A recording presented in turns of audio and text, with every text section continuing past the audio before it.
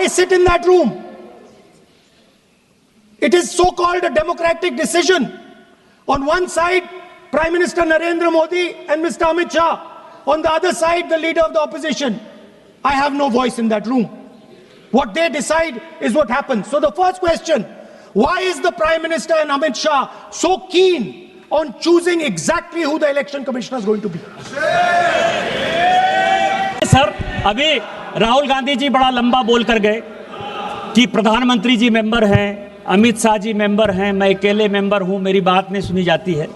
यह 24 नवंबर 1980 का लालकृष्ण आडवाणी का पार्लियामेंट में इलेक्टोरल रिफॉर्म पर क्वेश्चन है सर, और उसका जवाब शिवशंकर जी देते हैं। शिवशंकर जी ये देते हैं, रिकॉर्ड का चीज है सर, कि चुनाव आयोग बहुत ही ईमानदारी से काम कर रहा है, इसीलिए अपोजिशन के किसी नेता को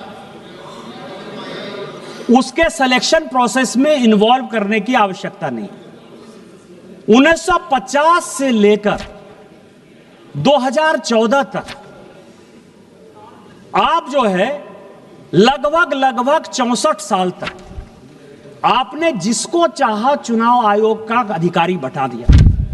मदर टेरेसा पर जिस आदमी ने किताब लिखा, जो ज्वाइंट सेक्रेटरी के लिए एमपैनल नहीं हुआ, एडिशनल सेक्रेटरी के लिए एमपैनल नहीं हुआ, सेक्रेटरी के लिए एमपैनल नहीं हुआ, वो नवीन चावला चीफ इलेक्शन कमिश्नर हो गया।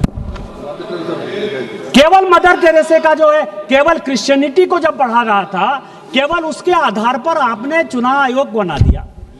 एमएस गिल, जिसने कि राहुल, जब Sonia Gandhi ji office of profit के चक्कर में फंस गई और लगा कि ये डिबार हो जाएंगी, 6 साल के लिए चुनाव लड़ने के लिए काबिल नहीं रहेंगी, उस एमएस गिल को आपने जब बचाया, उसने उसके रिटायर होते ही 10 साल तक उसको ढोते रहे, आप केंद्र में मंत्री बनाए रखे। आज आप जो है 100 चूहे खा के बिल्ली चले हज को।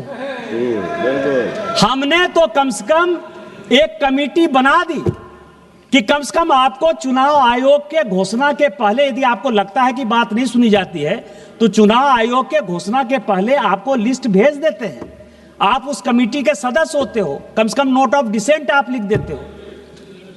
हम लोगों के नेता को सर, चाहे वो अटल जी हो, चाहे आडवाणी जी हो, चाहे मोदी जी हो, चाहे अमित शाह जी हो, चाहे सुषमा जी हो, जब वो लीडर ऑफ द पार्टी थी, मुख्यमंत्री थी, तो उसको तो अखबार से ही पता चलता था ना सर।